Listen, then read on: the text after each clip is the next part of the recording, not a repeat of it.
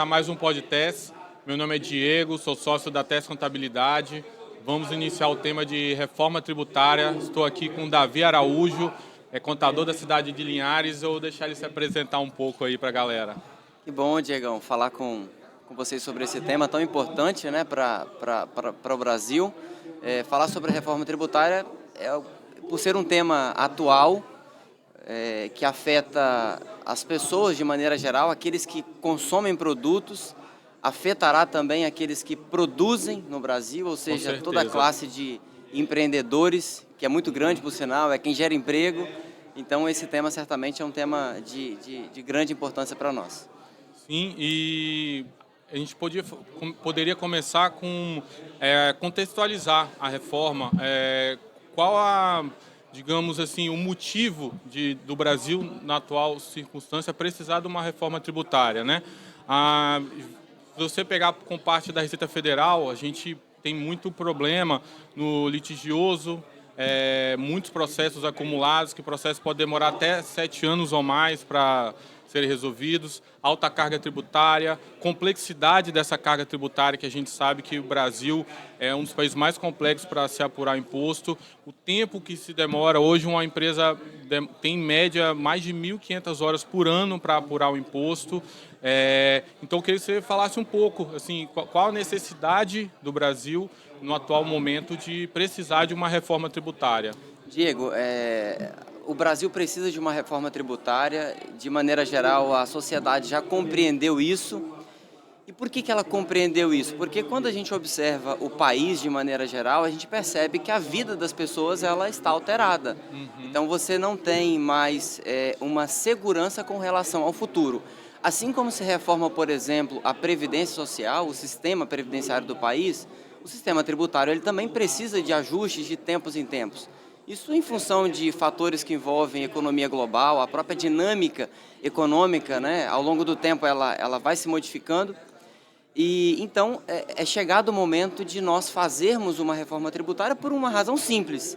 É que a vida das pessoas, hoje, 30 anos após a promulgação da Constituição de 88, ela está sendo afetada e nós temos uma perspectiva negativa. Então, em se tratando de um fator que afeta muito a vida das pessoas, é necessário sim que uma modificação ocorra. Um detalhe interessante, complementando aqui o que você já mencionou, é que em tudo que nós consumimos hoje existe tributo. Sim. Só que não só tributo, existe também custo para que essas apurações dos tributos sejam realizadas. Com certeza, com certeza. Então, assim, continuando, quais as principais mudanças do cenário atual para o cenário que virá, né? Assim, a gente tem aí, claro, terão várias mudanças ainda, mas a gente já tem uma emenda constitucional, né, a 132/2023, mas qual a principal mudança que isso ocorre entre os tributos atuais e os novos tributos que estão sendo criados? O sistema tributário vigente no Brasil, atualmente, é aquele que nós herdamos da Constituição Federal, que foi promulgada em 1988. Então, num primeiro momento, houve a promulgação, né, a alteração dos textos da Constituição, para que a partir de 2016 comece, então, a ter validade um novo sistema tributário. No entanto, nesse exato momento, nós só temos aprovadas as regras que afetam a Constituição. Isso. Então, a partir daí, nós temos os PLPs, né, especialmente o PLP 68, que está tramitando no Congresso Nacional. Ele foi recepcionado agora, o texto foi recepcionado no mês de abril. E então, agora a gente desce, por assim dizer, de forma mais simples, a gente desce um nível da discussão e a gente começa a discutir algumas questões um pouco mais práticas. A Constituição de 88, ela dividiu as competências, né, em relação à cobrança de tributos. Então, nós temos competências que estão relacionadas à União, competências que hoje estão relacionadas aos estados, competências dos municípios. Isso trouxe uma complexidade muito grande e uma discussão muito grande entre esses níveis, né, de gestão de tributo. Então, o que nós temos hoje de inovação e que eu gostaria de destacar aqui nesse momento? É a tentativa de trazer uma maior harmonização entre esses agentes para que o beneficiário final, nesse caso o consumidor e também os empreendedores, tenham um sistema que é mais simples, né, mais justo e menos custoso para a sociedade de maneira geral. Sim, teremos alguns impostos que serão transformados em outros impostos, né? Com a criação do IBS, CBS, né? Então, são impostos que eles, hoje, só para exemplificar, né, uma indústria, se ela compra EPI para os seus funcionários do chão de fábrica, a gente tem que analisar a parte ICMS e a parte PIS/COFINS. Com a introdução do IBS e CBS, isso muda. Então, essa indústria, ela pode, pela não cumulatividade prevista na reforma tributária, esses impostos eles incidirão, terão crédito sobre eles e depois o débito na venda, né? Então, assim, veio realmente para exemplificar, simplificar, né, de fato, isso daí, mas também, como você mesmo disse, é extremamente necessário isso para o atual cenário, né? Eu estava levantando alguns dados que da Constituição de 88 para cá foram publicados mais de 460 mil normas, né? Isso dá 30, se for dividir por dia, dá 37 normas por dia desde a Constituição Federal. Aí, sem contar que nós temos 27 estados, cada estado com seu decreto. Temos aí mais de 5.500 municípios no Brasil, cada um com sua legislação, a forma de apurar diferentes, sistemas diferentes. Então, mais do que nunca, o Brasil realmente estava necessitando de uma reforma que viesse a unificar isso. Talvez o texto final dela não seja o mais adequado para o momento, mas a gente não está aqui para discutir isso, acredito, né? Mas a gente entender o que está sendo discutido. E trazendo essa parte da reforma tributária mais para o nosso estado aqui, o que você imagina para o Espírito Santo, um estado que é muito visado fora por causa dos seus incentivos fiscais, e lembrando que essa reforma tributária ela taxa no estado que está consumindo a mercadoria, não no estado que está produzindo, que o Espírito Santo hoje ele é muito mais produtor do que consumidor, né? Então, como você identificaria o cenário econômico do nosso estado visto uma reforma tributária? O estado do Espírito Santo hoje ele é um privilegiado por uma série de fatores. Nós temos hoje o fator localização geográfica, e isso é algo que a gente não perde. Nós temos hoje um empreendedorismo que tem se mostrado cada vez mais virtuoso, isso a gente não perde. Nós temos um agro que é muito forte, isso a gente não perde. Nós temos, por exemplo, alguns setores que são nativos do Espírito Santo, como, por exemplo, rochas ornamentais, isso a gente não perde, porque a gente não consegue mover essas bases para outros estados. Então, antes de falar sobre os desafios, nós temos aqui muito a comemorar.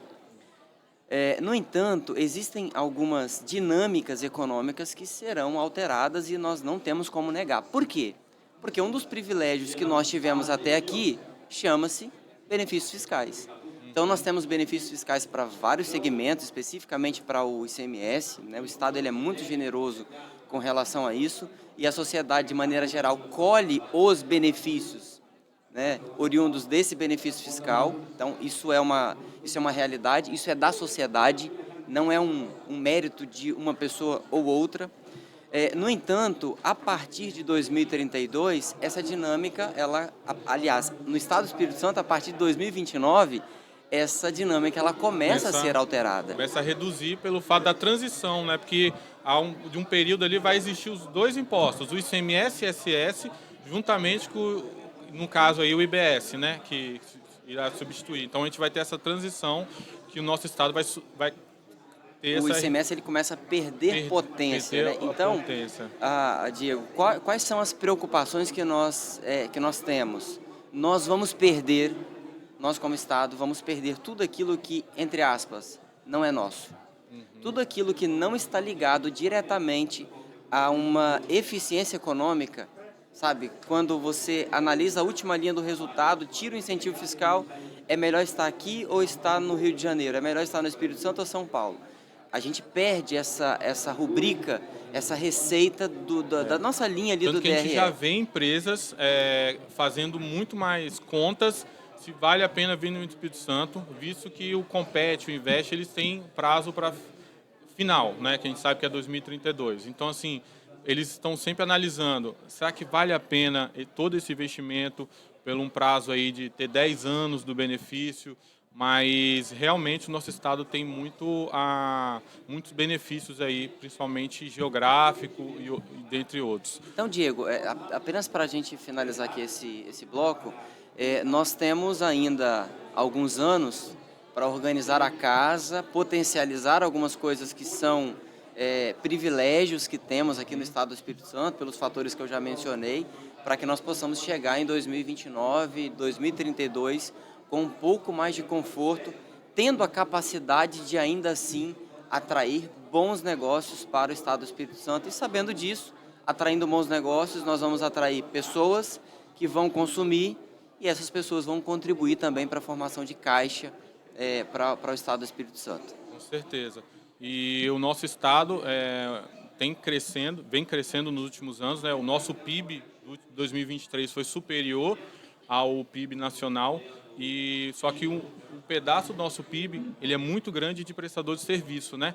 Então hoje os prestadores de serviço, eles com essa reforma é um setor que foi muito prejudicado, né? Então assim, a gente vê que a gente vai precisar realmente que o Estado tome algumas posturas políticas, econômicas aí, para diminuir um pouco esse impacto que a gente vem a sofrer com essa mudança, né, no estado do Espírito Santo. Diego, nós percebemos que a forma como os incentivos são concedidos é que nós imaginamos que ela será modificada, especialmente porque, agora analisando num cenário um pouco mais amplo, né,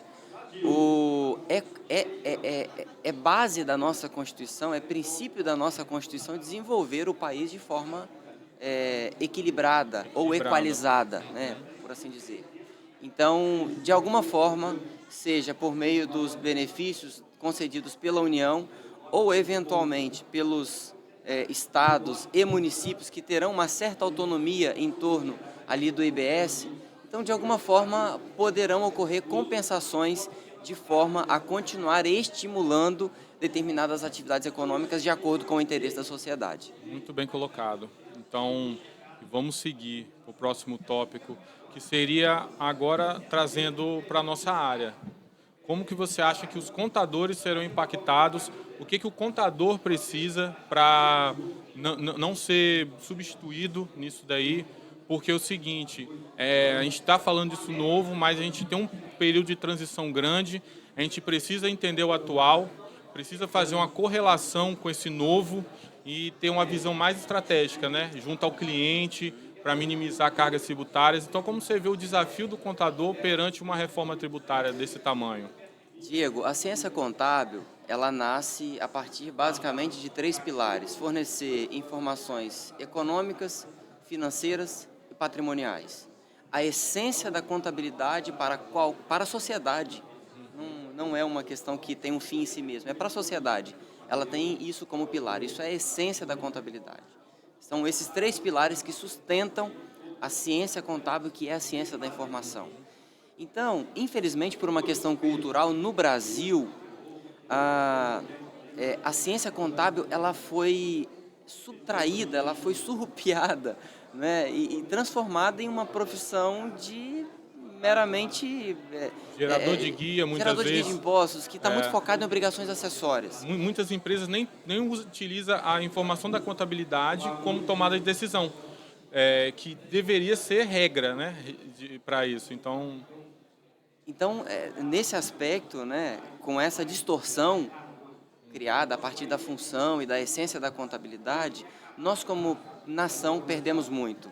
Então, como é que deve se comportar o novo profissional? Vamos pensar aqui o seguinte: por que razão hoje justifica uma empresa pagar um determinado valor para um contador?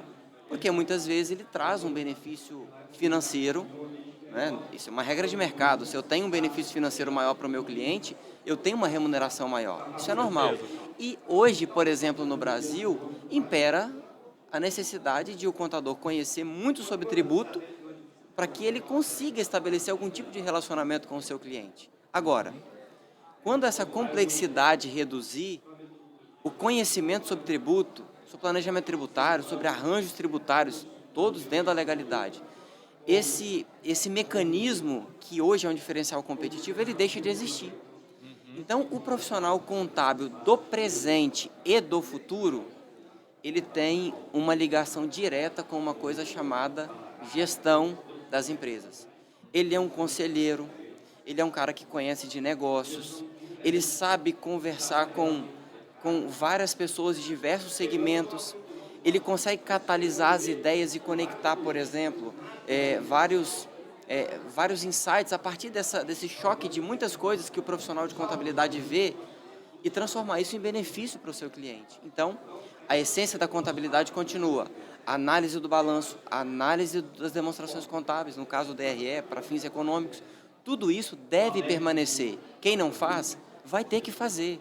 Só que, muito além disso, esse profissional ele vai ter que conhecer de negócios, porque a contabilidade é uma ciência focada em negócios. Que massa, que legal. Concordo plenamente. Também acredito que o contador vai ter um papel fundamental, não só quando virar essa reforma, mas também ajudando o seu cliente a entender essa transição, ajudando ele a se programar nessa transição.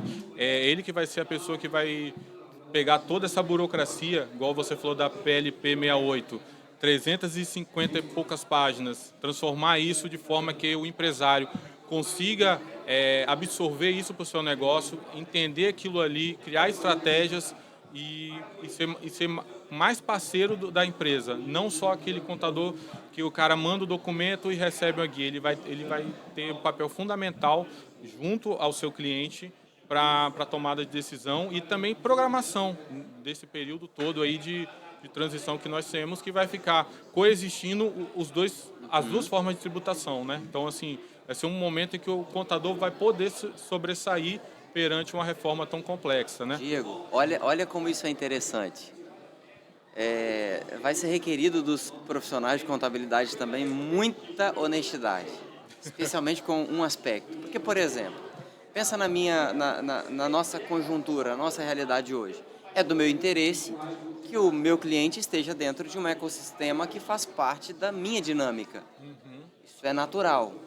Só que poderá acontecer, em alguns casos, de nós termos que chegar para o cliente e dizer assim, considerando a conjuntura nacional, olha, para o tipo de negócio que você está desenvolvendo, não faz sentido mais você estar instalado na Grande Vitória. Não faz sentido você estar no Espírito Santo. Sim. Só que se isso se transforma num desafio para quem está aqui hoje, isso se transforma também numa oportunidade de nós atrairmos novos negócios de fora para dentro. Por isso que para o profissional de contabilidade vai ser requerida honestidade para quê? Para dizer, amigo, olha, o Estado do Espírito Santo não é um estado mais para você, mas eu posso te ajudar porque você pode ir para um outro estado. Ao mesmo tempo, nós vamos brasilizar, assim, por assim dizer, né? Pensando no termo globalizar, nós vamos ter que nos brasilizar. Por quê? Conhecendo o Brasil todo, a gente vai ver, então, as novas oportunidades que surgirão e aí nós vamos poder atrair outros negócios que estão fora do Espírito Santo, que não são competitivos em outros lugares, que estão sendo incentivados lá e que poderão estar aqui. Muitas vezes eles são fornecedores de quem está instalado. A gente pode criar uma cadeia de suprimentos, temos diversas indústrias aqui. Muitas indústrias elas compram de fora, então a gente pode trazer muitas empresas também para suprir, para essa cadeia toda do nosso estado ser fortalecida aqui. E agora, pensando no profissional, que é o empreendedor, né, o empresário, qual será o desafio dele perante uma reforma dessa? O primeiro desafio que eu visualizo é ele continuar fazendo muito bem feito aquilo que ele faz hoje. Ou seja, ter um foco no negócio. Foco no negócio. Não é preciso que o profissional, nesse caso, gestor da empresa, seja ele um diretor, um presidente, um CEO, seja ele o que for, o próprio empresário, dono do negócio, ele não precisa se preocupar com a questão do tributo. Ele precisa focar no negócio dele. Por quê? nós temos um período de transição que, pensando nas conjunturas econômicas brasileiras, é um período longo. Hoje, quando a gente fala de um planejamento de 2 anos no Brasil, estou falando de longo prazo, porque a oscilação é muito grande. Então, não perder o foco, não se desesperar por conta da reforma tributária. No entanto, é preciso, 2 caminhos serão possíveis para os empreendedores. O primeiro caminho, fazer caixa e eventualmente se preparar para ir para outro estado. Sim. Essa é uma possibilidade. Segunda possibilidade, fazer caixa e, quando ocorrer a transição, talvez ele migrar para investir em um outro segmento. Essa também é uma possibilidade. Porque, aliás, por trás de toda empresa tem o sonho de alguém, tem um empreendedor. Então, empresas vêm, empresas vão, mas as pessoas, elas ficam. Então, para o empreendedor, por mais que seja um desafio, nós entendemos que ele precisa manter o foco no negócio dele. Claro que, agora é importante mencionar isso, ele precisa ter uma boa assessoria, alguém que se conecte com ele, e nesse caso nós sabemos que a TES faz isso muito bem, que ele se conecte. Entendemos melhorar ainda mais. É preciso que ele se conecte, esteja muito conectado ali com a sua equipe de assessoramento, para que ele tenha condição de acompanhar esses movimentos e identificar os efeitos disso no seu negócio, para que então, de forma saudável, com antecedência e de forma programada, ele possa tomar a melhor decisão possível para o negócio dele. Com certeza. Então, mais uma vez, assim, mais a gente está falando do empreendedor, mas a visão do contador nesse momento ele vai ser muito importante. Né? Extremamente importante. Extremamente importante. E eu queria te fazer uma pergunta agora polêmica, hein? Vamos lá. A gente tem estudado muito esse tema e uma das medidas, né, que assim que o governo federal vem falando disso daí é a simplificação. Qual a sua opinião sobre essa dita simplificação? Porque muitas vezes a gente tem uma insegurança jurídica muito grande no Brasil, né? Essa semana nós tivemos a MP 1227, que foi uma pedrada na cabeça de vários setores aí, e muitas vezes a forma com que está sendo se falado foge um pouco daquilo que a gente vem vivenciando. O contador, mais do que nunca, ele percebe como que está difícil gerir certas coisas junto ao cliente, visto essa insegurança jurídica aí. Qual a sua opinião nesse sentido dessa dita simplificação? Você quer que eu diga aquilo que eu penso ou aquilo que a gente tem que falar só? Veja bem, Diego, toda reforma, ela começa com um ideal perfeito. É natural, é saudável, reformar faz parte da vida humana. No entanto, vamos nos lembrar aqui, vamos rememorar aquilo que foi feito na Constituição de 88. Se nós pegarmos os artigos que tratam sobre os princípios constitucionais tributários, a separação de competências tributárias e tudo mais, toda a dinâmica, até mesmo o Código Tributário Nacional, você vai ver que, por mais que ele não seja perfeito, mas ele é simples, ele é relativamente ajustado.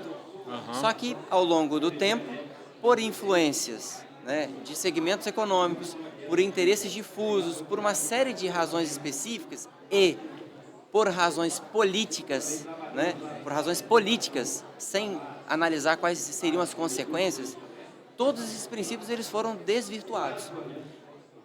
O regime tributário, ou melhor, o sistema tributário vigente, ele não está distorcido agora, há 10 anos atrás, há 20 anos atrás.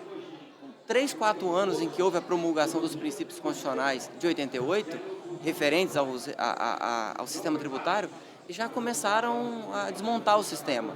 Então, reformar é importante. O que foi feito não foi um demônio, não criaram ali um demônio na Constituição, mas ele se transformou em algo que hoje os gringos chamam de manicômio. E nós brasileiros já entendemos também que é um manicômio. Então veja, a reforma que está posta hoje, ela, em princípios gerais, ela é equivalente àquilo que a gente tinha em 88. Sim. Ou seja, se nós não cuidarmos em proteger o sistema tributário, e nós sabemos que isso é muito difícil, se nós não cuidarmos em proteger o sistema tributário, que está sendo estudado, desenvolvido, implementado, discutido pela sociedade em geral, com 3 ou 4 anos, em 2035 eu devo dizer para você que o sistema tributário ele estará totalmente desmontado, os estados não estarão recebendo as compensações financeiras que está sendo prometida Sim, pela União com para que eles certeza. façam a adesão ou para que eles endossem essa reforma tributária. Então, para muito além das regras, a coisa está relacionada às pessoas, aos decisores, aos gestores, aos políticos. Então, fica aí um ponto de atenção, inclusive, para que nós tenhamos bastante cuidado ao escolher as pessoas que irão nos representar, para verificar se elas realmente estão interessadas em questões, interesses políticos ou se elas estão interessadas no bem comum. Perfeito. Então a gente podia fazer um resumo disso tudo que foi dito, né, sobre a reforma tributária. Ela vai substituir alguns impostos já existentes, né? Pegar o ICMS, o ISS substituir pelo IBS, pegar o PIS e a COFINS substituir pelo CBS.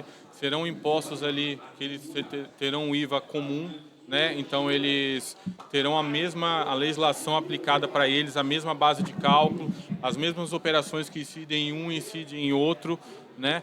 Então, assim, eu queria até se você pudesse, se você tiver mais alguma coisa para complementar disso daí, sobre o que foi falado da reforma, você acredita que tem um ponto, se tem algum ponto que se você acha interessante também ressaltar, você que tem uma visão de uma indústria, eu queria que você...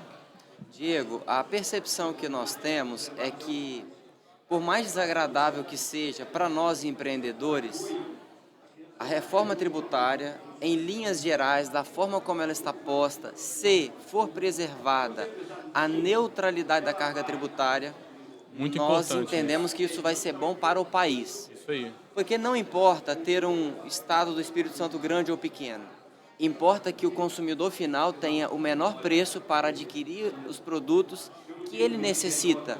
Isso promove para o país, para a nação, um desenvolvimento. Tanto que dentro da própria CBS e IBS teremos alguns produtos Tratamentos específicos, diferenciados ali. isenções para cesta básica, frutas e verduras. Então, em linhas gerais, a reforma ela é uma reforma adequada. Adequada. Eu diria e até afirmo que ela é uma reforma adequada.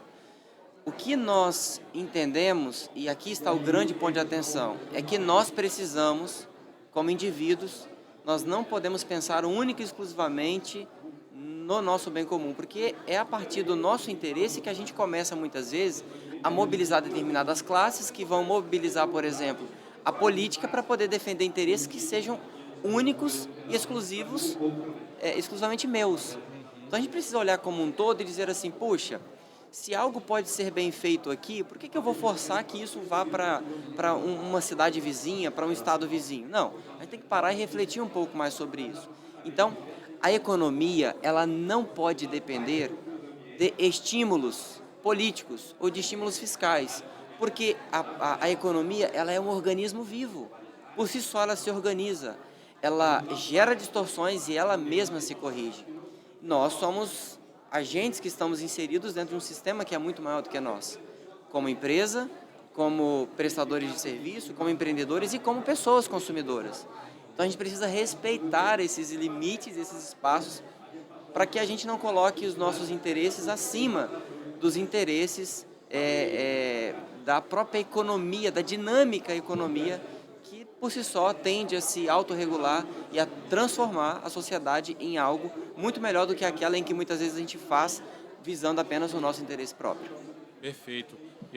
Uma dica que você deu que eu achei muito importante é sobre o contador entender de negócios. Isso eu vejo como um desafio para a nossa área, porque muitos contadores realmente eles entendem da burocracia e muitas vezes não entendem do negócio, né, do seu cliente. Então eu achei essa dica que você deu muito interessante, é uma coisa que a gente tem que carregar mesmo, fazer isso de forma diária, entender a necessidade do nosso cliente, o problema do nosso cliente.